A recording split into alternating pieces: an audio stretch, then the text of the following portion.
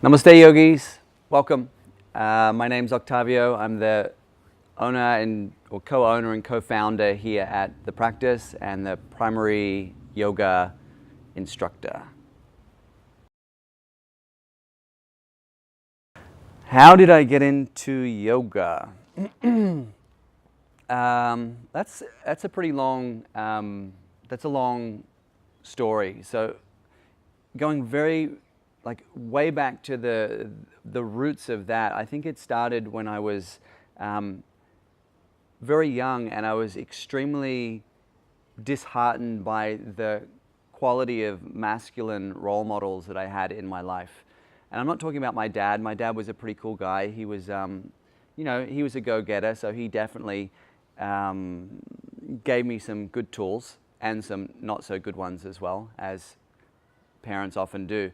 But just in terms of when I looked around and I saw the guys that were 2, 5, 10 years older than me, it was really saddening. I remember being saddened at a very young age and just wondering why most of the men, almost all of the men that I saw in my community were big on alcohol, big on racism, big on sexism, not very conscious, super aggressive. And it made me contemplate what does it mean to be a man? Like, what is masculinity? And I think that initial sadness and contemplation started opening my mind up to wanting to explore possibilities of what it meant to be a man, basically. And so that started my curiosity and my movement towards living a more conscious life, and ultimately yoga. And I think the other thing is that when I was very young, also early teenage years, 13 or 14, I started having experiences that no one else could explain to me. Experiences that, without a shadow of a doubt, communicated to me that there was a part of my being, there was a part of myself that was not intrinsically connected to my body, that somehow this part and my body were separate. And this was just such a fascinating experience, and no one else could, that I spoke to, was able to help me with what was going on. So again, I started looking in different places, and ultimately found the teachings of meditation and yoga through this desire to find answers about what was going on.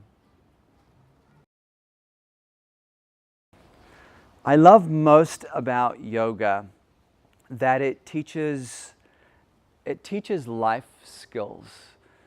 It's so much more than a practice that happens in this small little area of a rubber mat.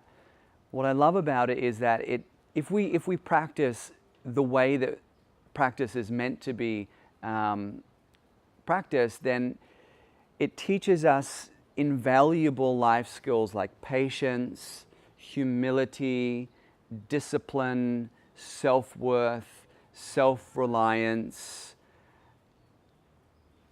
And it really gives us exact pathways to connect with a part of ourselves that doesn't really get addressed or accessed in any other way. And as far as I'm aware, and I'm sure there's a lot of systems that are as robust and as full spectrum as yoga, but I haven't found any. So for me, the system of yoga is just the science of life. It's the science of skillful, extraordinary living, and that's why I love it. Yoga has changed my life a great deal. I would say that yoga made me a better person, then it made me a worse person, and now I think it's making me a better person again, hopefully. Fingers crossed. In the beginning when we start practicing yoga, you can do just about anything. You can do goat yoga or, acro yoga or beer yoga or whatever, and just I'm being a little bit, I'm exaggerating a little bit there, but any kind of yoga in the beginning is going to get us to move out of our previous patterns. But then as we progress, we have to refine our practice and become more skillful about what we choose to practice. And I didn't do that. So I started off with quite heavy, strong vinyasa practice. And then that took me to a certain point where I overcome a certain amount of obstacles. But then I kept going with that same practice for years and years and years. And what happened was, it actually started taking me backwards. That all of that dynamic movement and heat that I was creating, instead of burning through limitations, it started to exacerbate the parts of myself that I had not yet processed. So, you know, impatience and anger and things like that. If we keep adding fuel, heat, onto the fire of unprocessed, fiery emotions, then what happens is the fire gets bigger. So I definitely noticed that, and you know, life fell apart, relationships fell apart, my body was falling apart, and I felt like not a very good example of a yogi. And thank God for my teachers and for pulling me back into alignment and reminding me about really what yoga is. And so 4 or 5 years back, I started to really, just before we opened this place, I started to really question my choices in terms of practice, slowing everything down, being a lot more calm and spacious and methodical in my approach, and also factoring in a lot more meditation and more sattvic practices like yoga nidra and whatnot. So I feel like yoga is very, very impactful, and it doesn't necessarily mean that it's going to be positively impacting. It can be, but we have to be smart with our choices in order for it to be that way.